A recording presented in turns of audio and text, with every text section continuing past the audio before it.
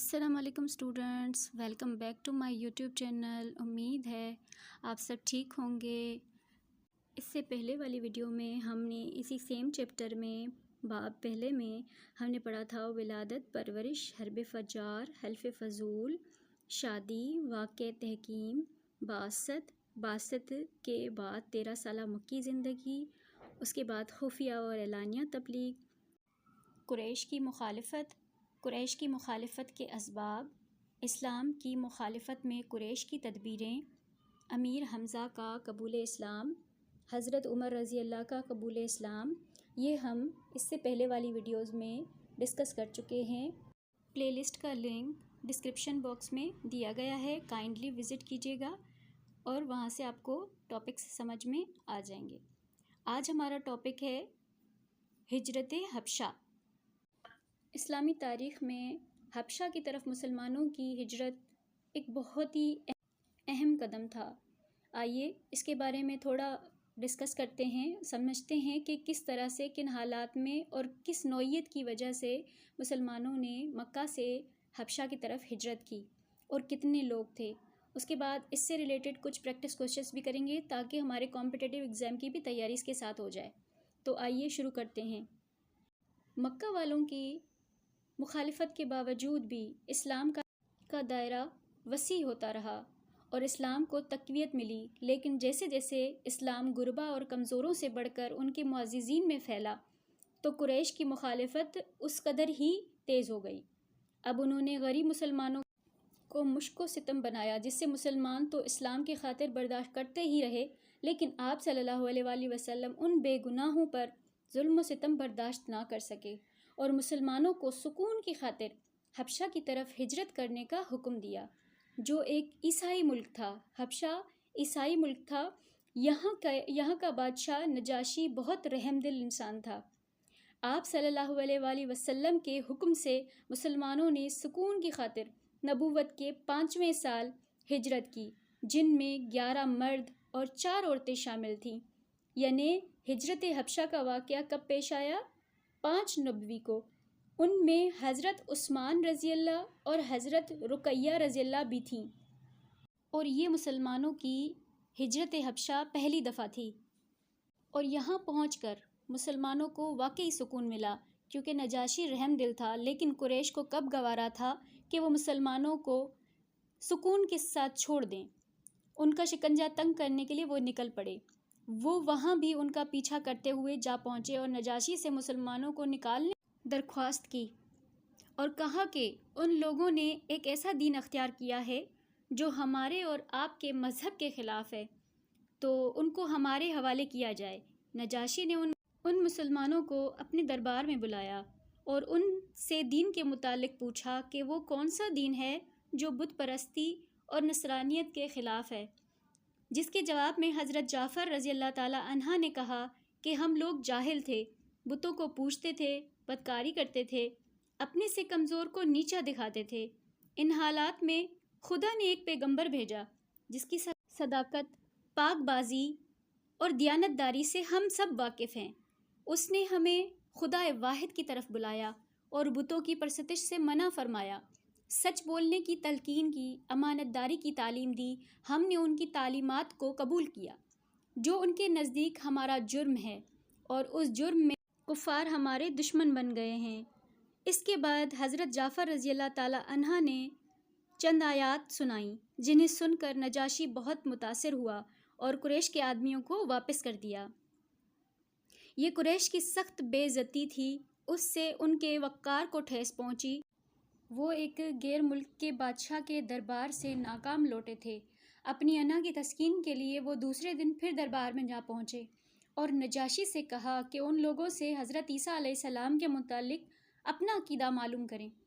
اس سے قریش مسلمانوں کو نجاشی کی نظروں سے گرانا چاہتے تھے، کیونکہ قرآن نے عیسائیوں کے گمراہ کن عقائد کی سخت مخالفت کی ہے۔ لیکن حضرت جعفر رضی اللہ نے جواب دیا کہ قرآن کے رو سے وہ خدا کے بندے، اس کے پیغمبر اور اس کی روح ہیں۔ نجاشی یہ سن کر بے اختیار پکار اٹھا، بے شک تم درست کہتے ہو۔ حضرت جعفر رضی اللہ تعالیٰ عنہ کا جواب قریش کی توقعات کے خلاف تھا۔ اب بھی ان کو ناکامی ہوئی اور ناکام واپس چلے گئے۔ قریش کی واپسی کے بعد مسلمان کچھ عرصہ تک وہاں سکون سے رہے، لیکن چند ہی دنوں کے بعد مسلمانوں کو یہ اطلاع ملی کہ اہل مکہ اسلام لے آئے ہیں، جو مسلمانوں کے لیے ایک بہت بڑی خوشخبری تھی۔ فوراً سے حبشہ سے مکہ کی طرف چل پڑے، لیکن مکہ کے قریب پہنچ کر اس غلط خبر کی تردید ہو گئی، اور جس پر کچھ واپس چلے گئے حبشہ اور کچھ مکہ آ گئے۔ ادھر قریش حبشہ سے ناکامی کے بعد پیچ و تاب کھا رہے تھے۔ یہ ناکامی ان کے لیے باعث ندامت تھی، جس سے ان کا تمام تر غصہ مسلمانوں پر ظلم و ستم کر کے ظاہر ہونے لگا، اور ان کے ظلم و ستم کی وجہ سے مسلمانوں نے دوسری دفعہ حبشہ ہجرت کی، اور یہ دوسری دفعہ میں مسلمانوں کی تعداد 83 مرد اور 20 عورتیں تھیں جو حبشہ کی طرف ہجرت کرنے پر مجبور ہوئیں۔ یہ حبشہ کی طرف مسلمانوں کی دوسری ہجرت تھی۔ اب ہم ہجرت حبشہ کے کچھ پریکٹس کوسچنز کرتے ہیں، جس سے ہمیں آئیڈیا ہوگا کہ ٹاپک ہمیں کتنا اچھے سے سمجھ میں آیا۔ ٹھیک ہے، تو شروع کرتے ہیں۔ کوسچن ہے کہ ہجرت حبشہ کب پیش آئی؟ تو اس کا آنسر ہے ہجرت حبشہ نبوت کے 5ویں سال یعنی 5 نبوی کو پیش آئی۔ نیکسٹ پوائنٹ ہے کہ حبشہ جو ہے وہ ایک عیسائی ملک تھا، اور پہلی ہجرت میں 11 مرد اور 4 عورتوں نے اسلام قبول کیا تھا، اور ان 11 مرد 4 عورتوں میں حضرت عثمان رضی اللہ اور حضرت بی بی رقیہ بھی شامل تھیں۔ اور نجاشی کے دربار میں جب نجاشی نے سوال کیا تو ان کے سوال کے جواب میں مسلمانوں کے ڈیفینس کے لیے حضرت جعفر رضی اللہ تعالیٰ عنہ نے آنسر کیا۔ اس کے بعد حبشہ کی طرف دوسری ہجرت میں 83 مرد اور 23 عورتیں شامل تھیں، جو حبشہ کی طرف مسلمانوں کی دوسری ہجرت تھی۔ یہ تھا ہجرت حبشہ کا واقعہ، اور اس کے ریلیٹڈ کچھ کوسچنز ہم نے سمجھے۔ امید ہے آپ کو ٹاپک سمجھ میں آیا ہوگا۔ اب آتے ہیں نیکسٹ ٹاپک پہ۔ اور اسٹوڈنٹس، ہمارا نیکسٹ ٹاپک ہے شب ابی طالب میں نظر بندی۔ یہ ہمارا نیکسٹ ٹاپک ہے، تو آئیے اس کو سمجھتے ہیں۔ قریش کی مخالفت اسلام کی تبلیغ کو نہ روک سکی۔ اس کا دائرہ وسیع ہوتا جا رہا تھا، جو کہ قریش کی شکست کا ثبوت تھا۔ اب قریش مخالفت کا ہر حربہ آزما چکے تھے، اور اس کے بعد نیا تجربہ کرنا چاہا، یعنی پورے بنو ہاشم کو اپنی مخالفت کا نشانہ بنایا، اور طے یہ کیا کہ اگر بنو ہاشم محمد صلی اللہ علیہ وسلم کو ہمارے حوالے نہیں کریں گے تو ان سے قطع تعلق کیا جائے گا، یعنی ہر طرح کا تعلق ختم کر دیا جائے گا، یعنی سوشل بائیکاٹ۔ شب ابی طالب کا یہ واقعہ یعنی سوشل بائیکاٹ کب ہوا تھا؟ یہ 7 نبوی کو ہوا تھا، یعنی نبوت کے 7ویں سال۔ نبوت کے 7ویں سال قریش نے کہا کہ بنو ہاشم جو نبی صلی اللہ علیہ وسلم کا قبیلہ ہے، اگر چاہ کے مسلمان نہیں ہوا پھر بھی نبی کا ساتھ نہیں چھوڑتا۔ آؤ ان سے رشتہ ناتا کرنا چھوڑو، ان کو گلیوں بازاروں میں پھرنے دو، ان کو کوئی چیز مول نہ دو۔ اس بات کا معاہدہ لکھ کر کعبہ میں لٹکایا گیا۔ یہ بنو ہاشم کے لیے ایک کڑی آزمائش کی گھڑی تھی۔ قریش سے تعلق منقطع ہو رہے تھے، اگر تعلقات قائم کرتے تو آپ صلی اللہ علیہ وآلہ وسلم کو ان کے حوالے کرنا پڑتا، جس کے لیے بنو ہاشم کسی طرح تیار نہ تھے۔ اس لیے ابو طالب اپنے خاندان کو لے کر ایک گھاٹی میں جو ان کے نام سے منسوب ہوئی، شب ابی طالب میں چلے گئے، اور یہ وہاں پر 3 سال تک اس گھاٹی میں رہے۔ ہر قسم کے تعلقات منقطع ہو چکے تھے۔ آپ صلی اللہ علیہ وآلہ وسلم کے خاندان کو 3 سال تک تکلیفیں برداشت کرنی پڑیں۔ چند رحم دل لوگ کھانے کا سامان چھپ چھپ کر پہنچا دیتے تھے، جس پر ان کی گزر بسر کا دار و مدار تھا۔ 3 سال کے بعد بنو ہاشم اس گھاٹی سے نکلے۔ اب سمجھتے ہیں کہ اس اتنے سخت سوشل بائیکاٹ سے آپ صلی اللہ علیہ وآلہ وسلم کی فیملی کیسے نکلی۔ جب 3rd ایئر میں آپ صلی اللہ علیہ وآلہ وسلم کو اللہ تعالیٰ کی طرف سے وحی ملی کہ جو خانہ کعبہ میں اندر معاہدہ کر کے لٹکایا گیا ہے، اس کے تمام تر الفاظ دیمک نے چاٹ لیے ہیں۔ اس پورے معاہدے میں صرف اللہ کا نام باقی ہے، جب یہ بات آپ صلی اللہ علیہ وآلہ وسلم کو معلوم ہوئی تو آپ صلی اللہ علیہ وآلہ وسلم نے حضرت ابو طالب سے یہ شیئر کی، اور حضرت ابو طالب نے قریش کو یہ کہا کہ جا کر وہ معاہدہ چیک کریں، جس کے بعد قریش نے وہ معاہدہ نکالا اور اس کے بعد چیک کیا تو اس میں واقعی یہی تھا کہ جو وحی میں نازل ہوا کہ تمام تر الفاظ جو تھے وہ دیمک نے چاٹ لیے تھے، صرف اللہ کا نام باقی تھا۔ اس کے بعد ابو طالب کے خاندان کو باہر عام انسانوں کی طرح قریش کے ساتھ مکہ میں رہنے کی اجازت مل گئی۔ اس طرح مسلمانوں نے 3 سال تک سخت تکلیفیں برداشت کی اور 3 سال ایک گھاٹی میں گزارے۔ اس کے بعد وہ اپنے گھروں کو لوٹے۔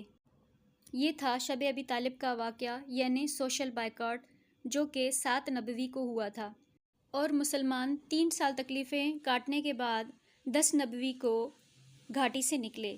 تو ان حالات سے، تکلیفوں سے گزرتے ہوئے حضرت ابو طالب اور حضرت خدیجہ رضی اللہ تعالیٰ عنہا کی طبیعت اتنی ناساز تھی کہ 10 نبوی کو شب ابی طالب سے نکلنے کے بعد ابو طالب اور حضرت خدیجہ رضی اللہ تعالیٰ عنہا نے وفات پائی۔ آپ کو بڑا صدمہ لگا کیونکہ یہ دونوں ہی آپ کے بہت زیادہ عزیز اور بہت قریب تھے۔ یہ سال عام الحزن یعنی غم کا سال کہلایا جاتا ہے، جس میں وہ 2 شخصیات جن سے آپ صلی اللہ علیہ وآلہ وسلم بہت زیادہ کلوز تھے اور ہر تکلیف میں ان کے ساتھ تھے، ان کی وفات ہو گئی، جس کی وجہ سے آپ صلی اللہ علیہ وآلہ وسلم کو بہت صدمہ پہنچا تھا۔ ایکسپلینیشن میں یہ ٹاپک یہیں تک تھا۔ اب اس کے کچھ پریکٹس کوشچن کرتے ہیں جو خاص طور پر کمپٹیٹیو ایگزامز میں پوچھے جاتے ہیں اور انٹرویوز میں بھی پوچھے جاتے ہیں اس طرح کے سوال۔ تو پری کیپ لیتے ہیں کہ یہ جو واقعہ ہوا تھا شب ابی طالب کا، وہ ہوا تھا 7 نبوی کو 617 میں، 617 AD تھا اس ٹائم۔ اس کے بعد شب ابی طالب یہ دراصل سوشل بائیکاٹ تھا جو کفار نے کیا تھا، مسلمانوں سے خرید و فروخت کو ترک کر دیا تھا، اور اس سوشل بائیکاٹ کو انہوں نے لکھ کے خانہ کعبہ میں لٹکا دیا تھا۔ اور اس سوشل بائیکاٹ میں مسلمانوں کو 3 سال تک شب ابی طالب میں نظر بند رہنا پڑا۔ سوشل بائیکاٹ کے اس معاہدے کو دیمک نے چاٹ لیا تھا، اس میں صرف اللہ کا نام باقی تھا۔ شب ابی طالب سے مسلمان 10 نبوی 619 AD میں مکہ میں داخل ہوئے۔ عام الحزن یعنی غم کا سال، عام مطلب سال، حزن مینس غم، غم کا سال اس لیے کہا جاتا ہے کیونکہ حضرت خدیجہ رضی اللہ تعالیٰ عنہا اور حضرت ابو طالب کی وفات ہوئی تھی 10 نبوی کو۔ تو اسٹوڈنٹس یہ ٹاپک یہیں تک تھا، اب چلتے ہیں نیکسٹ ٹاپک کی طرف۔ شب ابی طالب کے بعد ہمارا نیکسٹ ٹاپک ہے طائف کا سفر۔ طائف کا سفر تاریخ اسلام میں بہت زیادہ اہمیت رکھتا ہے، آئیے اس کو تھوڑا سمجھتے ہیں۔ قریش کی ستم ظرفیاں آپ صلی اللہ علیہ وآلہ وسلم اور مسلمانوں کی راہ میں بدستور حائل تھیں، لیکن آپ صلی اللہ علیہ وآلہ وسلم کو اس بات کا بھی بخوبی علم تھا کہ قریش جو مدت سے شرک اور بت پرستی کے قائل تھے، اتنی جلدی تو اسلام کا پیغام حق قبول نہیں کر سکتے۔ اسلام کی تبلیغ کے لیے آپ صلی اللہ علیہ وآلہ وسلم کی نظر طائف پر پڑی، اور اہل طائف کے کانوں تک توحید کی آواز پہنچانے کے لیے آپ صلی اللہ علیہ وسلم نے بعثت کے 10ویں سال یعنی نبوت ملنے کے بعد 10ویں سال زید بن حارث رضی اللہ کو ساتھ لے کر طائف کا سفر کیا۔ طائف مکہ سے 50 میل کے فاصلے پر مشرق کی طرف ایک پہاڑی علاقہ ہے، لیکن طائف والے بھی اہل مکہ کی طرح نہ صرف نئے دین کو قبول کرنے پر انکاری تھے، بلکہ آپ صلی اللہ علیہ وآلہ وسلم کے ساتھ نازیبا سلوک کرنے میں بھی قریش سے 2 قدم آگے نکلے۔ آپ صلی اللہ علیہ وآلہ وسلم وہاں بنو ثقیف کے 3 معزز اشخاص عبد، مسعود اور حبیب جو تینوں بھائی تھے اور عمرو بن عمیر بن عوف کے لڑکے تھے یعنی بیٹے تھے، ان سے ملے، لیکن ان لوگوں نے نہایتی بے رخی اور بد اخلاقی کا ثبوت دیا اور ان کو ایذا رسائی کے لیے اوباش لڑکوں کو ان کے پیچھے لگا دیا، اور آپ صلی اللہ علیہ وآلہ وسلم کو ان لوگوں نے زخمی کر دیا۔ یہ سفر آپ صلی اللہ علیہ وآلہ وسلم نے نبوت کے 10ویں سال کیا تھا، اور وہاں آپ صلی اللہ علیہ وآلہ وسلم نے 10 دن قیام فرمایا۔ ابن حشام بیان کرتے ہیں، زخموں سے چور جب آپ صلی اللہ علیہ وآلہ وسلم اور زید رضی اللہ باغ میں پناہ گزین تھے تو عتبہ نے انگوروں کا ایک گچھا اپنے غلام عداس سے بھجوایا۔ حضور صلی اللہ علیہ وسلم نے بسم اللہ الرحمن الرحیم کہہ کر کھانا شروع کیا۔ عداس نے حیرت سے کہا، یہ کلام تو یہاں کے باشندے نہیں بولتے۔ حضور صلی اللہ علیہ وآلہ وسلم نے عداس سے پوچھا، تم کہاں کے ہو اور کس مذہب سے تعلق رکھتے ہو؟ اس نے عرض کیا، میں عیسائی ہوں اور نینوا کا رہنے والا ہوں۔ آپ صلی اللہ علیہ وسلم نے اسے اسلام کی دعوت دی اور وہ غلام مسلمان ہو گیا۔ اسی سفر سے واپسی پر جنوں کی ایک جماعت نے اسلام قبول کیا۔ طائف کا سفر آپ صلی اللہ علیہ وآلہ وسلم کی حیات طیبہ کا ایک اہم واقعہ ہی نہیں بلکہ ایک انقلابی موڑ بھی ہے۔ اس سفر میں ہی طائف کے لوگوں نے اعلان حق قبول نہ کیا تھا اور آپ صلی اللہ علیہ وسلم کو زخمی کر دیا تھا۔ دوسری طرف انگوروں سے عتبہ سے مہمان نوازی کی اور اسی سفر میں غلام نے اسلام قبول کیا، اور جب آپ صلی اللہ علیہ وآلہ وسلم کو اوباش لڑکوں نے زخمی کیا تھا تو اس وقت حضرت جبرائیل علیہ السلام آپ صلی اللہ علیہ وآلہ وسلم کے پاس آئے اور انہوں نے کہا کہ آپ کہہ دیجئے کہ دو پہاڑوں کے درمیان ان کو پیس کے رکھ دیا جائے۔ تو اس پر آپ صلی اللہ علیہ وآلہ وسلم نے ان کو معاف فرمایا اور ان کے لیے دعا فرمائی کہ آج یہ اسلام قبول نہیں کر رہے لیکن آنے والے وقتوں میں ان کی نسلیں ضرور مسلمان ہوں گی۔ تو اس پر یہ واقعہ آپ کو اچھے سے سمجھ میں آئے گا کہ آپ صلی اللہ علیہ وآلہ وسلم عفو درگزر سے کام لیتے تھے اور کس طرح سے ثابت قدم رہے۔ اس ٹاپک سے ریلیٹڈ ہم کچھ کوسچنز کریں گے جس سے ٹاپک اور زیادہ آپ کو اچھے سے سمجھ میں آئے گا کہ اس میں سے کس طرح سے سوال آتے ہیں۔ تو آئیے پریکٹس کوسچن کرتے ہیں۔ آپ صلی اللہ علیہ وآلہ وسلم نے طائف کا سفر 10 نبوی 619 AD کو کیا۔ اس کے بعد نیکسٹ ہے، آپ صلی اللہ علیہ وآلہ وسلم کے طائف کے سفر میں ان کے کمپینین یعنی ان کے ساتھی زید بن حارث رضی اللہ تعالیٰ عنہ تھے۔ اس کے بعد آپ صلی اللہ علیہ وسلم کی ملاقات بنو ثقیف کے 3 معزز اشخاص عبد مسعود اور حبیب سے ہوئی، جو کہ بیٹے تھے عمرو بن عمیر بن عوف کے۔ آپ صلی اللہ علیہ وآلہ وسلم نے انگوروں کے باغ میں پناہ لی جو کہ باغ تھا عتبہ کا۔ آپ صلی اللہ علیہ وآلہ وسلم کی حالت دیکھ کر عتبہ نے اپنے غلام عداس کے ہاتھوں انگوروں کا گچھا بھجوایا تھا آپ صلی اللہ علیہ وآلہ وسلم کو، اور اس کے عداس جو تھا وہ بیسیکلی عیسائی تھا لیکن اس نے اسلام قبول کر لیا، آپ صلی اللہ علیہ وآلہ وسلم کے ہاتھ پہ بیعت کر لی۔ یہ تھا ٹاپک جس کے بارے میں ہم نے سمجھا۔ اب آئیے نیکسٹ ٹاپک کی طرف چلتے ہیں۔ تو اسٹوڈنٹس، طائف کے سفر کے بعد ہمارا نیکسٹ امپورٹنٹ ٹاپک ہے واقعہ معراج۔ واقعہ معراج بہت ہی امپورٹنٹ ہے، اس میں سے بہت سارے کوسچنز پوچھے جاتے ہیں، کمپٹیٹیو ایگزام میں بھی، CSS میں بھی آتے ہیں اینڈ ادر اسکریننگ ٹیسٹ میں بھی بہت ہی امپورٹنٹ کوسچنز آتے ہیں اس میں سے۔ آئیے شروع کرتے ہیں واقعہ معراج، اس کی امپورٹنس کیا ہے اور کب ہوا۔ جیسے کہ انہی دنوں واقعہ معراج پیش آیا، یعنی سفر طائف کے بعد فوراً سے ہی معراج سفر طائف سے واپسی میں ہوئی، جس میں آپ صلی اللہ علیہ وآلہ وسلم کو ایک رات مسجد الحرام یعنی خانہ کعبہ سے مسجد الاقصیٰ یعنی بیت المقدس تک لے جایا گیا۔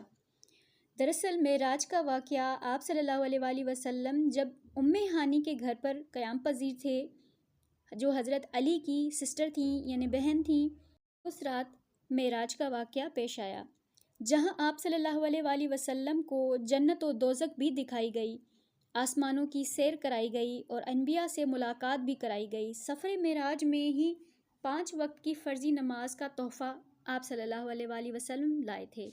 صبح آپ صلی اللہ علیہ وآلہ وسلم نے یہ واقعہ معراج حرم میں کفار کو سنایا تو ان کے لیے یہ مخالفت کا ایک نیا بہانہ مل گیا ان کو۔ ابو جہل کچھ لوگوں کو لے کر حضرت ابوبکر کے گھر گیا تاکہ وہ بھی یہ بات ماننے سے انکار کریں اور محمد سے علیحدہ ہو جائیں، لیکن حضرت ابوبکر نے فرمایا کہ اگر محمد صلی اللہ علیہ وآلہ وسلم نے یہ بات کی ہے تو یہ بالکل سچ ہے، میں ان کی تصدیق کرتا ہوں۔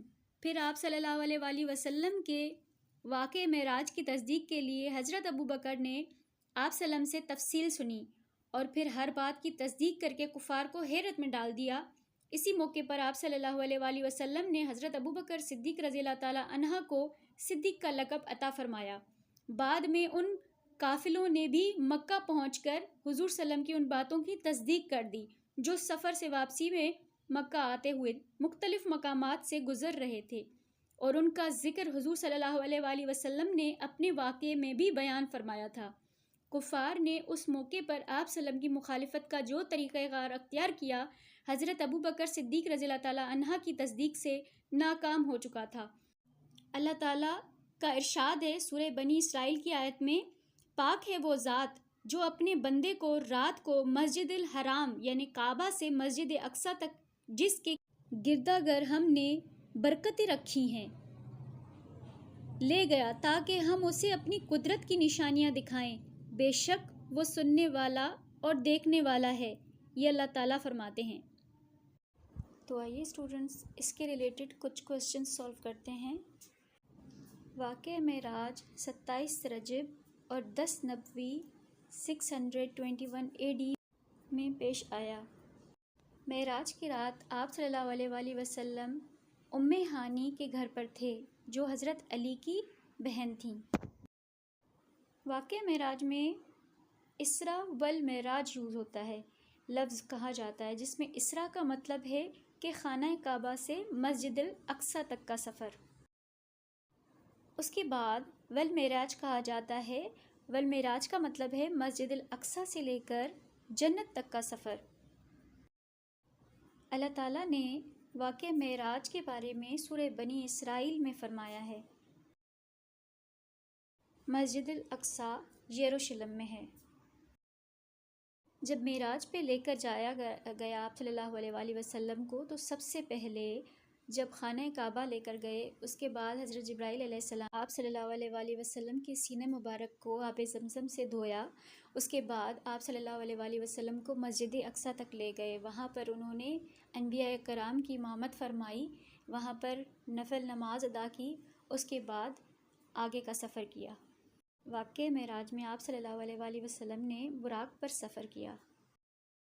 اس کے بعد آپ صلی اللہ علیہ وآلہ وسلم کی ملاقات پہلی جنت کے حصے میں حضرت آدم علیہ السلام سے اور دوسرے میں حضرت عیسیٰ علیہ السلام، حضرت یحییٰ علیہ السلام، حضرت زکریا علیہ السلام سے ہوئی۔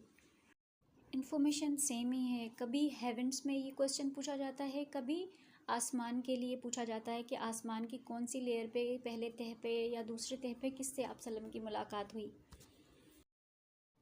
اور تیسرے آسمان پر یا تیسری جنت کے لیئر میں حضرت یوسف علیہ السلام سے، اور چوتھے پہ حضرت ادریس علیہ السلام سے آپ صلی اللہ علیہ وآلہ وسلم کی ملاقات ہوئی۔ ففتھ پہ حضرت ہارون علیہ السلام، سکستھ پہ حضرت موسیٰ علیہ السلام، سیونتھ پہ حضرت ابراہیم علیہ السلام سے آپ صلی اللہ علیہ وآلہ وسلم کی ملاقات ہوئی تھی۔ اور ساتویں آسمان پر جہاں پر حضرت ابراہیم علیہ السلام تھے، وہاں پر بیت معمور کے ارد گرد 70,000 فرشتے طواف کر رہے تھے۔ یہ اس ٹائم کا نظارہ تھا۔ اور آپ صلی اللہ علیہ وآلہ وسلم کو انیشلی اللہ تعالیٰ نے جو نماز کا تحفہ دیا تھا وہ 50 نماز تھی، جو کہ جب حضرت محمد صلی اللہ علیہ وآلہ وسلم واپس آئے تو روایت ہے کہ حضرت موسیٰ علیہ السلام نے ان سے یہ فرمایا کہ یہ مشکل ہے کہ امت 50 نمازیں ادا کر سکے، اس لیے پھر آپ صلی اللہ علیہ وآلہ وسلم نے اللہ تعالیٰ سے گزارش کی اپنی امت کے لیے، تو اس کے بعد اللہ تعالیٰ نے ان 50 کو کم کر کے 5 فرض نمازیں کیں ہم پر، اور روزے بھی تحفے میں دیے، یعنی ہم جو رمضان میں روزے رکھتے ہیں یہ بھی واقع معراج کے بعد ہم پہ فرض ہوئے تھے نماز کی طرح۔ تو اسٹوڈنٹس یہ تھا ٹاپک واقع معراج کا، امید ہے آپ کو بہت اچھے سے سمجھ میں آیا ہوگا۔ تو چلتے ہیں نیکسٹ ٹاپک کی طرف۔ تو اسٹوڈنٹس واقع معراج کے بعد ہمارا نیکسٹ ٹاپک ہے بیعت عقبہ۔ بیعت عقبہ ایک ایسا ایونٹ تھا جو مسلم ہسٹری میں بہت ہی امپورٹنٹ ہے، جس کی جد و جہد میں مسلمانوں کے لیے اس قدر راہیں کھل گئیں کہ مسلمان ترقی کی طرف گامزن ہوئے۔ جیسے کہ مکہ کے حالات تو اس ٹائم ہم پر واضح ہیں کہ کس طرح کے حالات تھے، کس طرح سے مسلمانوں نے حبشہ کی طرف ہجرت کی، پھر حبشہ کی ہجرت کے بعد آپ صلی اللہ علیہ وسلم نے طائف کا سفر کیا، وہاں سے ڈس اپوائنٹمنٹ ہوئی، اس کے بعد پھر حضور کریم صلی اللہ علیہ وآلہ وسلم جب واپس آئے پھر واقعہ معراج کا انسیڈنٹ ہوا، دین اس کے بعد مدینہ میں اسلام پھیلا، یعنی مکہ کی حدود سے نکل کر جو اسلام تھا وہ مدینہ میں داخل ہوا۔ وہ کس طرح سے ہوا، آئیے اس کو تھوڑا سمجھتے ہیں۔ مکہ میں رہ کر آپ صلی اللہ علیہ وآلہ وسلم نے اسلام کی تبلیغ کی اور جد و جہد کی، لیکن قریش کی مخالفت میں کبھی بھی کمی نہیں ہوئی، جس کی وجہ سے 13 سالوں کی جد و جہد کے بعد بھی تبلیغ کا کام بہت سست تھا۔ ایسی حالت میں اسلام کی تبلیغ کا ایک نیا باب کھلا، جس سے اسلام مکہ سے نکل کر مدینہ میں پھیلا۔ مدینہ کے 2 قبائل تھے، اوس اور خزرج، قحطانی نسل کے تھے دونوں ہی، جو ہر سال حج کے لیے آتے تھے، اور نبوت کے 11ویں سال یعنی 10 سال تک اس طرح سے یاد رکھیں کہ 7 نبوی کو شب ابی طالب کا واقعہ ہوا، 3 سال مسلمان اس گھاٹی میں رہے، پھر نبوت کے 10ویں سال مسلمان مکہ میں رہنے شروع ہو گئے، یعنی گھاٹی سے نکل آئے تھے۔ تو اسی دوران اوس اور خزرج 2 قبائل تھے جو مدینے سے ہر سال حج کی نیت سے مکہ آیا کرتے تھے۔ نبوت کے 11ویں سال ان قبائل کے چند آدمی حج کے لیے آئے۔ آپ صلی اللہ علیہ وآلہ وسلم نے ان کے سامنے دعوت اسلام پیش کی، جس پر ان میں سے 6 آدمیوں نے عقبہ کے مقام پر آپ صلی اللہ علیہ وآلہ وسلم کے ہاتھ پر بیعت کر کے اسلام قبول کر لیا، یعنی پہلی جو بیعت تھی اس میں 6 آدمیوں نے اسلام قبول کیا۔ اسی مناسبت سے یہ بیعت عقبہ کہلاتی ہے۔ چونکہ یہ پہلی بیعت تھی اس لیے اسے بیعت اول بھی کہا جاتا ہے۔ اور دوسرے سال 12 نبوی میں انہی قبائل کے 12 آدمیوں نے آپ صلی اللہ علیہ وآلہ وسلم کی دعوت توحید کو قبول کیا، اور اسی مقام پر بیعت ہوئی جو بیعت عقبہ ثانی کہلاتی ہے۔ اور تیسرے سال یعنی 13 نبوی میں 72 افراد کو بیعت کا شرف حاصل ہوا، جو بیعت آخر کہلاتی ہے۔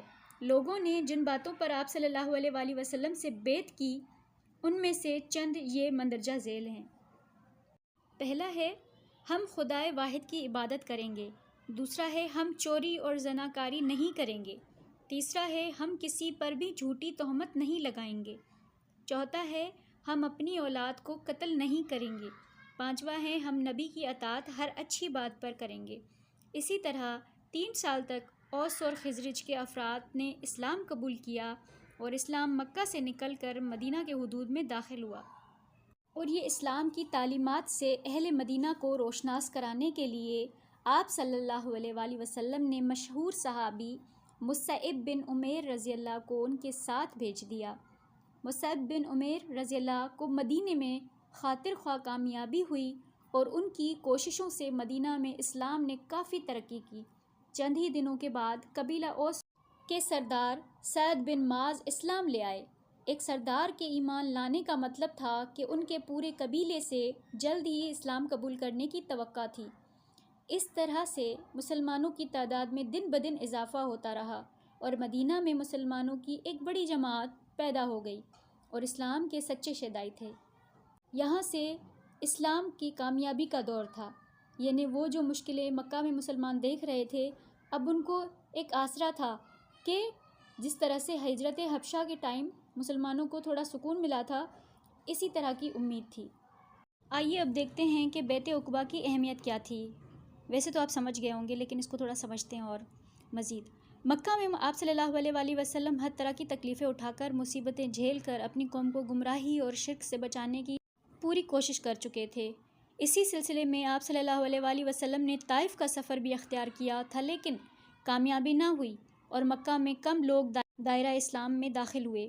یہی نہیں بلکہ مخالفوں نے اسلام کی راہ میں ہر طرح کی رکاوٹیں کھڑی کی تھیں۔ ہجرت حبشہ کے بعد اس طوفان کی شدت میں کمی نہ آئی، بلکہ ان اسلام کی شیدائیوں کا عرصہ حیات تنگ کیا گیا، اور اس بات کی ضرورت تھی کہ کسی دوسری سرزمین پر اسلام کی دولت تقسیم کی جائے۔ اللہ تعالیٰ نے یہ دولت بیعت عقبہ کے ذریعے سے اہل یثرب یعنی مدینہ کے حصے میں لکھ دی تھی۔ چنانچہ عقبہ کے مقام پر بیعت عقبہ یعنی اول ہوئی، ثانی ہوئی اور آخر کے ذریعے سے اوس اور خزرج کے افراد اسلام کی دولت سمیٹ کر مدینہ لے گئے۔ بیعت عقبہ کو تاریخ میں مندرجہ ذیل باتوں کی وجہ سے مذہبی اور سیاسی اعتبار سے انتہائی اہمیت حاصل ہے، جس میں پہلے نمبر پہ آتا ہے اشاعت اسلام۔ جس طرح مکے میں اسلام کی تبلیغ کا کام بہت ہی زیادہ سستی سے چل رہا تھا، تو یہاں پر اگر ہم بات کریں تو اشاعت اسلام مین پوائنٹ ہے۔ بیت عقبہ کے ذریعے سے اوس اور خزرج کے معززین اسلام کی دولت سے مالا مال ہوئے، اور آپ صلی اللہ علیہ وآلہ وسلم نے ان کی درخواست پر حضرت مصعب بن عمیر رضی اللہ تعالیٰ عنہ کو معلم کی حیثیت سے روانہ کیا، جس سے مدینہ میں اسلام قبول کرنے والوں کی رفتار بڑھنے لگی۔ آپ صلی اللہ علیہ وآلہ وسلم کی ہجرت مدینہ کے وقت اسلام پر نچھاور ہونے والوں کی اچھی خاصی تعداد ہو چکی تھی۔ بیت عقبہ کی وجہ سے اہل مدینہ اسلام سے متعارف ہوئے اور اشاعت اسلام کا سلسلہ تیزی سے آگے بڑھا۔ یہ مسلمانوں کے لیے بہت بڑی کامیابی تھی۔ دوسری نمبر پہ اہمیت جو تھی وہ تھی قبائلی دشمنی کا خاتمہ، یعنی اسلام لانے سے قبل اوس اور خزرج ایک دوسرے کے حریف تھے، یعنی دشمن تھے، اور مدینہ کی سیاسی فضا پر گہرا اثر ڈالا ہوا تھا۔ بیت عقبہ نے ان دونوں قبائل کے قدیم دشمنی کا خاتمہ کر دیا۔ گویا مدینہ میں امن کی بنیاد بیت عقبہ کے ذریعے سے رکھی گئی۔ تیسرے نمبر پہ اہمیت ہے مسلمانوں کے لیے بہتر مستقبل، یعنی بیت عقبہ کی اہمیت یہ بھی تھی کہ مسلمانوں کے لیے بہتر مستقبل کی راہ ہموار ہوئی۔ اس بیت سے مدینہ میں جتنی تیزی سے اسلام پھیلنے لگا، اس قدر مدینہ کے مسلمانوں کے دل مکہ کے مظلوموں مسلمانوں کی طرف ہونے لگے، جس کے نتائج ان مسلمانوں کے مدینہ دعوت کی شکل میں برآمد ہوئے۔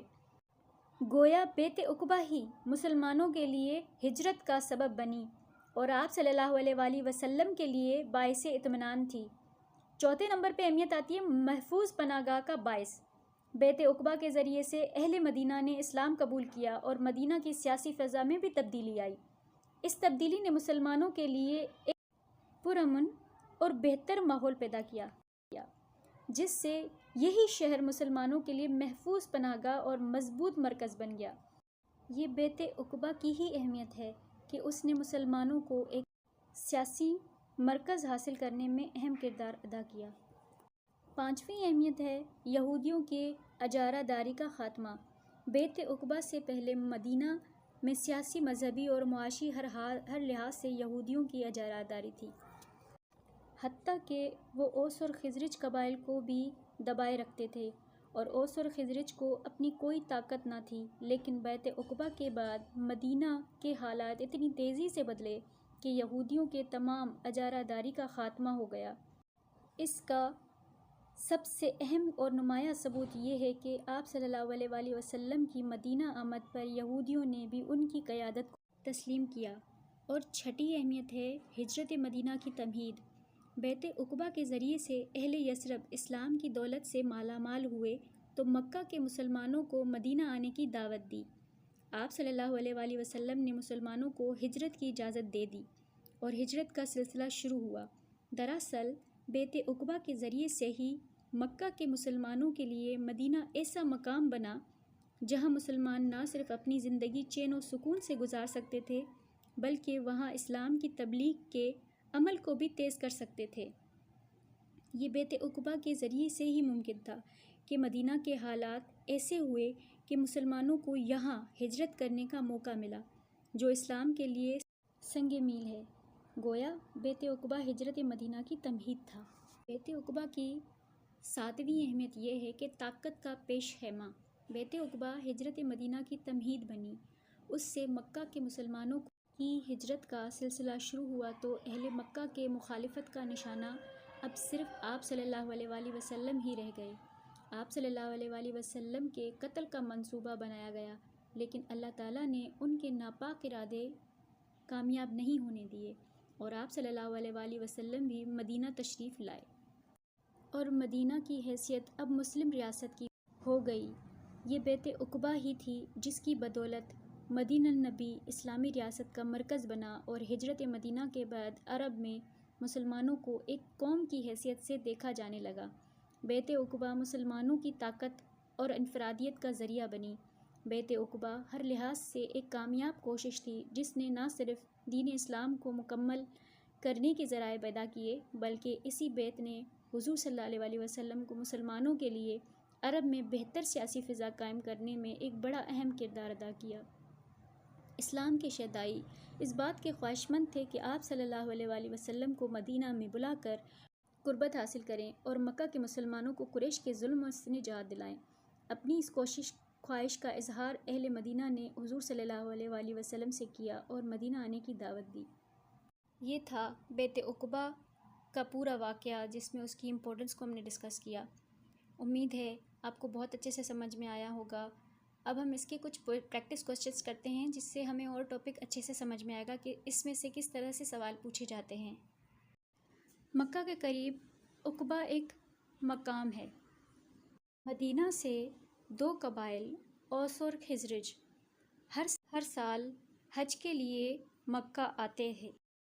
11 نبوی کو جب اوس اور خزرج کے قبیلے والے حج کے لیے آئے تو عقبہ کے مقام پر ان کی ملاقات آپ صلی اللہ علیہ وآلہ وسلم سے ہوئی۔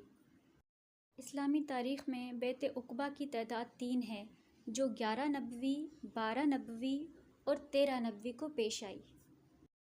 اور اسی طرح سے بیعت اول یعنی 11 نبوی کو 6 لوگوں نے اسلام قبول کیا، پھر اس کے دوسرے سال 12 نبوی کو 12 لوگوں نے اسلام قبول کیا، اور اس کے بعد بیعت آخر میں 72 لوگوں نے اسلام قبول کیا، یعنی مدینہ سے جو اوس اور خزرج کے قبائل آئے تھے وہ مسلمان ہو کر گئے۔ اسی طرح سے بیعت اول، بیعت ثانی اور بیعت آخر پیش آئی۔ آپ صلی اللہ علیہ وآلہ وسلم نے مدینہ والوں کی رہنمائی کے لیے مصعب بن عمیر کو مدینہ روانہ کیا تاکہ وہ مسلمانوں کی مدینہ میں رہنمائی کر سکیں اور مدینے والوں کو اسلام کی تعلیمات دیں۔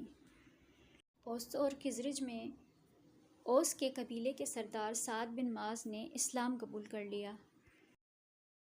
تو اسٹوڈنٹس، امید ہے آپ کو یہ سارے ٹاپکس اچھے سے سمجھ میں آ گئے ہوں گے اور کویشچنس بھی اچھے سے آپ سمجھ گئے ہوں گے۔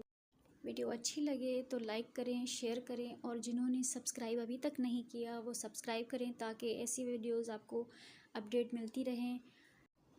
تو اسٹوڈنٹس، پھر ملتے ہیں نیکسٹ ویڈیو میں، تب تک کے لیے اللہ حافظ۔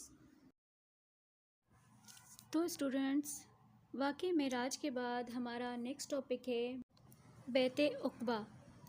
بیعت عقبہ ایک ایسا ایونٹ تھا جو مسلم ہسٹری میں بہت ہی امپورٹنٹ ہے، جس کی جد و جہد میں مسلمانوں کے لیے اس قدر راہیں کھل گئیں کہ مسلمان ترقی کی طرف گامزن ہوئے۔ جیسے کہ مکہ کے حالات تو اس ٹائم ہم پر واضح ہیں کہ کس طرح کے حالات تھے، کس طرح سے مسلمانوں نے حبشہ کی طرف ہجرت کی، پھر حبشہ کی ہجرت کے بعد آپ صلی اللہ علیہ وسلم نے طائف کا سفر کیا، وہاں سے ڈس اپوائنٹمنٹ ہوئی، اس کے بعد پھر حضور کریم صلی اللہ علیہ وآلہ وسلم جب واپس آئے پھر واقعہ معراج کا انسیڈنٹ ہوا، دین اس کے بعد مدینہ میں اسلام پھیلا، یعنی مکہ کی حدود سے نکل کر جو اسلام تھا وہ مدینے میں داخل ہوا۔ وہ کس طرح سے ہوا، آئیے اس کو تھوڑا سمجھتے ہیں۔ مکہ میں رہ کر آپ صلی اللہ علیہ وآلہ وسلم نے اسلام کی تبلیغ کی اور جد و جہد کی، لیکن قریش کی مخالفت میں کبھی بھی کمی نہیں ہوئی، جس کی وجہ سے 13 سالوں کی جد و جہد کے بعد بھی تبلیغ کا کام بہت سست تھا۔ ایسی حالت میں اسلام کی تبلیغ کا ایک نیا باب کھلا، جس سے اسلام مکہ سے نکل کر مدینے میں پھیلا۔ مدینہ کے 2 قبائل تھے، اوس اور خزرج، قحطانی نسل کے تھے دونوں ہی، جو ہر سال حج کے لیے آتے تھے، اور نبوت کے 11ویں سال یعنی 10 سال تک آپ اس طرح سے یاد رکھیں کہ 7 نبوی کو شب ابی طالب کا واقعہ ہوا، 3 سال مسلمان اس گھاٹی میں رہے، پھر نبوت کے 10ویں سال مسلمان مکہ میں رہنے شروع ہو گئے، یعنی گھاٹی سے نکل آئے تھے۔ تو اسی دوران اوس اور خزرج 2 قبائل تھے جو مدینے سے ہر سال حج کی نیت سے مکہ آیا کرتے تھے۔ نبوت کے 11ویں سال ان قبائل کے چند آدمی حج کے لیے آئے، آپ صلی اللہ علیہ وآلہ وسلم نے ان کے سامنے دعوت اسلام پیش کی، جس پر ان میں سے 6 آدمیوں نے عقبہ کے مقام پر آپ صلی اللہ علیہ وآلہ وسلم کے ہاتھ پر بیعت کر کے اسلام قبول کر لیا، یعنی پہلی جو بیعت تھی اس میں 6 آدمیوں نے اسلام قبول کیا۔ اسی مناسبت سے یہ بیعت عقبہ کہلاتی ہے۔ چونکہ یہ پہلی بیعت تھی اس لیے اسے بیعت اول بھی کہا جاتا ہے۔ اور دوسرے سال 12 نبوی میں انہی قبائل کے 12 آدمیوں نے آپ صلی اللہ علیہ وآلہ وسلم کی دعوت توحید کو قبول کیا، اور اسی مقام پر بیعت ہوئی جو بیعت عقبہ ثانی کہلاتی ہے۔ اور تیسرے سال یعنی 13 نبوی میں 72 افراد کو بیعت کا شرف حاصل ہوا، جو بیت آخر کہلاتی ہے۔ لوگوں نے جن باتوں پر آپ صلی اللہ علیہ وآلہ وسلم سے بیعت کی ان میں سے چند یہ مندرجہ ذیل ہیں۔ پہلا ہے ہم خدائے واحد کی عبادت کریں گے۔ دوسرا ہے ہم چوری اور زناکاری نہیں کریں گے۔ تیسرا ہے ہم کسی پر بھی جھوٹی تہمت نہیں لگائیں گے۔ چوتھا ہے ہم اپنی اولاد کو قتل نہیں کریں گے۔ پانچواں ہے ہم نبی کی اطاعت ہر اچھی بات پر کریں گے۔ اسی طرح 3 سال تک اوس اور خزرج کے افراد نے اسلام قبول کیا اور اسلام مکہ سے نکل کر مدینہ کے حدود میں داخل ہوا، اور یہ اسلام کی تعلیمات سے اہل مدینہ کو روشناس کرانے کے لیے آپ صلی اللہ علیہ وآلہ وسلم نے مشہور صحابی مصعب بن عمیر رضی اللہ کو ان کے ساتھ بھیج دیا۔ مصعب بن عمیر رضی اللہ کو مدینہ میں خاطر خواہ کامیابی ہوئی اور ان کی کوششوں سے مدینہ میں اسلام نے کافی ترقی کی۔ چند ہی دنوں کے بعد قبیلہ اوس کے سردار سعد بن معاذ اسلام لے آئے۔ ایک سردار کے ایمان لانے کا مطلب تھا کہ ان کے پورے قبیلے سے جلد ہی اسلام قبول کرنے کی توقع تھی۔ اس طرح سے مسلمانوں کی تعداد میں دن بدن اضافہ ہوتا رہا اور مدینہ میں مسلمانوں کی ایک بڑی جماعت پیدا ہو گئی اور اسلام کے سچے شیدائی تھے۔ یہاں سے اسلام کی کامیابی کا دور تھا، یعنی وہ جو مشکلیں مکہ میں مسلمان دیکھ رہے تھے اب ان کو ایک آسرا تھا کہ جس طرح سے ہجرت حبشہ کے ٹائم مسلمانوں کو تھوڑا سکون ملا تھا، اسی طرح کی امید تھی۔ آئیے اب دیکھتے ہیں کہ بیت عقبہ کی اہمیت کیا تھی۔ ویسے تو آپ سمجھ گئے ہوں گے لیکن اس کو تھوڑا سمجھتے ہیں اور مزید۔ مکہ میں آپ صلی اللہ علیہ وآلہ وسلم ہر طرح کی تکلیفیں اٹھا کر، مصیبتیں جھیل کر اپنی قوم کو گمراہی اور شرک سے بچانے کی پوری کوشش کر چکے تھے۔ اسی سلسلے میں آپ صلی اللہ علیہ وآلہ وسلم نے طائف کا سفر بھی اختیار کیا تھا، لیکن کامیابی نہ ہوئی اور مکہ میں کم لوگ دائرہ اسلام میں داخل ہوئے۔ یہی نہیں بلکہ مخالفوں نے اسلام کی راہ میں ہر طرح کی رکاوٹیں کھڑی کی تھیں۔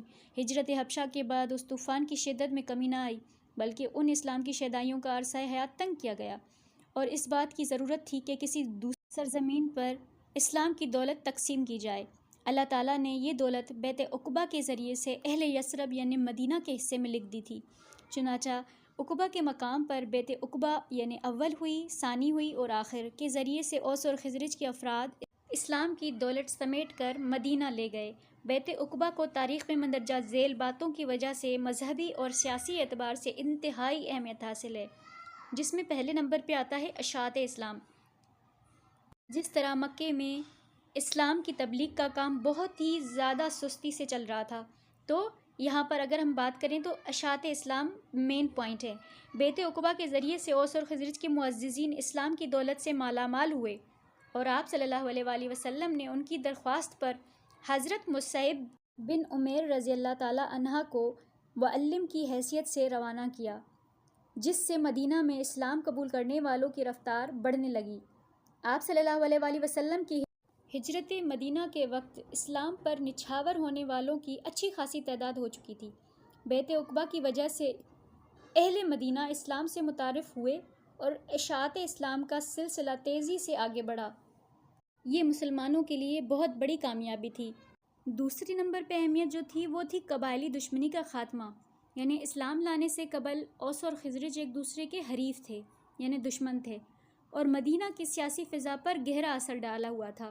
بیت عقبہ نے ان دونوں قبائل کے قدیم دشمنی کا خاتمہ کر دیا۔ گویا مدینہ میں امن کی بنیاد بیت عقبہ کے ذریعے سے رکھی گئی۔ تیسرے نمبر پہ اہمیت ہے مسلمانوں کے لیے بہتر مستقبل، یعنی بیت عقبہ کی اہمیت یہ بھی تھی کہ مسلمانوں کے لیے بہتر مستقبل کی راہ ہموار ہوئی۔ اس بیت سے مدینہ میں جتنی تیزی سے اسلام پھیلنے لگا، اس قدر مدینہ کے مسلمانوں کے دل مکہ کے مظلوموں مسلمانوں کی طرف ہونے لگے، جس کے نتائج ان مسلمانوں کے مدینہ دعوت کی شکل میں برآمد ہوئے۔ گویا بیت عقبہ ہی مسلمانوں کے لیے ہجرت کا سبب بنی اور آپ صلی اللہ علیہ وآلہ وسلم کے لیے باعث اطمینان تھی۔ چوتھے نمبر پہ اہمیت آتی ہے محفوظ پناہ گاہ کا باعث۔ بیت عقبہ کے ذریعے سے اہل مدینہ نے اسلام قبول کیا اور مدینہ کی سیاسی فضا میں بھی تبدیلی آئی۔ اس تبدیلی نے مسلمانوں کے لیے ایک پرامن اور بہتر ماحول پیدا کیا، جس سے یہی شہر مسلمانوں کے لیے محفوظ پناہ گاہ اور مضبوط مرکز بن گیا۔ یہ بیت عقبہ کی ہی اہمیت ہے کہ اس نے مسلمانوں کو ایک سیاسی مرکز حاصل کرنے میں اہم کردار ادا کیا۔ پانچویں اہمیت ہے یہودیوں کے اجارہ داری کا خاتمہ۔ بیعت عقبہ سے پہلے مدینہ میں سیاسی، مذہبی اور معاشی ہر لحاظ سے یہودیوں کی اجارہ داری تھی، حتیٰ کہ وہ اوس اور خزرج قبائل کو بھی دبائے رکھتے تھے، اور اوس اور خزرج کو اپنی کوئی طاقت نہ تھی۔ لیکن بیعت عقبہ کے بعد مدینہ کے حالات اتنی تیزی سے بدلے کہ یہودیوں کے تمام اجارہ داری کا خاتمہ ہو گیا۔ اس کا سب سے اہم اور نمایاں ثبوت یہ ہے کہ آپ صلی اللہ علیہ وآلہ وسلم کی مدینہ آمد پر یہودیوں نے بھی ان کی قیادت کو تسلیم کیا۔ اور چھٹی اہمیت ہے ہجرت مدینہ کی تمہید۔ بیعت عقبہ کے ذریعے سے اہل یثرب اسلام کی دولت سے مالا مال ہوئے تو مکہ کے مسلمانوں کو مدینہ آنے کی دعوت دی۔ آپ صلی اللہ علیہ وآلہ وسلم نے مسلمانوں کو ہجرت کی اجازت دے دی اور ہجرت کا سلسلہ شروع ہوا۔ دراصل بیعت عقبہ کے ذریعے سے ہی مکہ کے مسلمانوں کے لیے مدینہ ایسا مقام بنا جہاں مسلمان نہ صرف اپنی زندگی چین و سکون سے گزار سکتے تھے بلکہ وہاں اسلام کی تبلیغ کے عمل کو بھی تیز کر سکتے تھے۔ یہ بیعت عقبہ کے ذریعے سے ہی ممکن تھا کہ مدینہ کے حالات ایسے ہوئے کہ مسلمانوں کو یہاں ہجرت کرنے کا موقع ملا، جو اسلام کے لیے سنگ میل ہے۔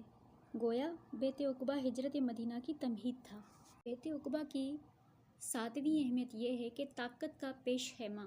بیعت عقبہ ہجرت مدینہ کی تمہید بنی۔ اس سے مکہ کے مسلمانوں کی ہجرت کا سلسلہ شروع ہوا تو اہل مکہ کے مخالفت کا نشانہ اب صرف آپ صلی اللہ علیہ وآلہ وسلم ہی رہ گئے۔ آپ صلی اللہ علیہ وآلہ وسلم کے قتل کا منصوبہ بنایا گیا، لیکن اللہ تعالیٰ نے ان کے ناپاک ارادے کامیاب نہیں ہونے دیے اور آپ صلی اللہ علیہ وآلہ وسلم بھی مدینہ تشریف لائے، اور مدینہ کی حیثیت اب مسلم ریاست کی ہو گئی۔ یہ بیعت عقبہ ہی تھی جس کی بدولت مدینہ النبی اسلامی ریاست کا مرکز بنا اور ہجرت مدینہ کے بعد عرب میں مسلمانوں کو ایک قوم کی حیثیت سے دیکھا جانے لگا۔ بیعت عقبہ مسلمانوں کی طاقت اور انفرادیت کا ذریعہ بنی۔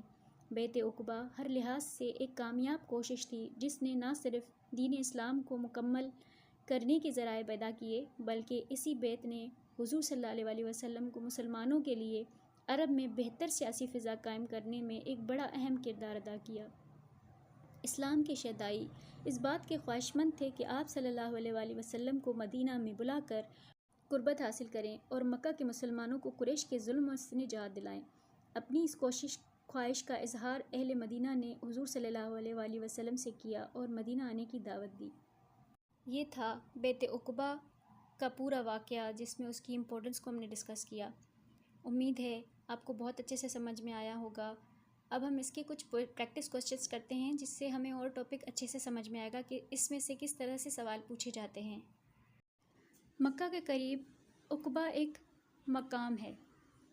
مدینہ سے 2 قبائل اوس اور خزرج ہر سال حج کے لیے مکہ آتے ہیں۔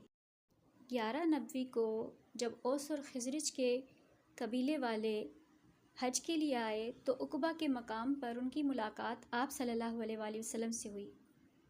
اسلامی تاریخ میں بیعت عقبہ کی تعداد 3 ہے جو 11 نبوی، 12 نبوی اور 13 نبوی کو پیش آئی، اور اسی طرح سے بیعت اول یعنی 11 نبوی کو 6 لوگوں نے اسلام قبول کیا، پھر اس کے دوسرے سال 12 نبوی کو 12 لوگوں نے اسلام قبول کیا، اور اس کے بعد بیعت آخر میں 72 لوگوں نے اسلام قبول کیا، یعنی مدینہ سے جو اوس اور خزرج کے قبائل آئے تھے وہ مسلمان ہو کر گئے۔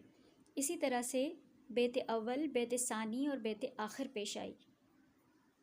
آپ صلی اللہ علیہ وآلہ وسلم نے مدینہ والوں کی رہنمائی کے لیے مصعب بن عمیر کو مدینہ روانہ کیا تاکہ وہ مسلمانوں کی مدینہ میں رہنمائی کر سکیں اور مدینے والوں کو اسلام کی تعلیمات دیں۔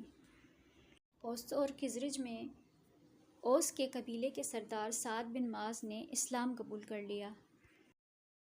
تو اسٹوڈنٹس، امید ہے آپ کو یہ سارے ٹاپکس اچھے سے سمجھ میں آ گئے ہوں گے اور کویشچنس بھی اچھے سے آپ سمجھ گئے ہوں گے۔ ویڈیو اچھی لگے تو لائک کریں، شیئر کریں، اور جنہوں نے سبسکرائب ابھی تک نہیں کیا وہ سبسکرائب کریں تاکہ ایسی ویڈیوز آپ کو اپڈیٹ ملتی رہیں۔ تو اسٹوڈنٹس پھر ملتے ہیں نیکسٹ ویڈیو میں، تب تک کے لیے اللہ حافظ۔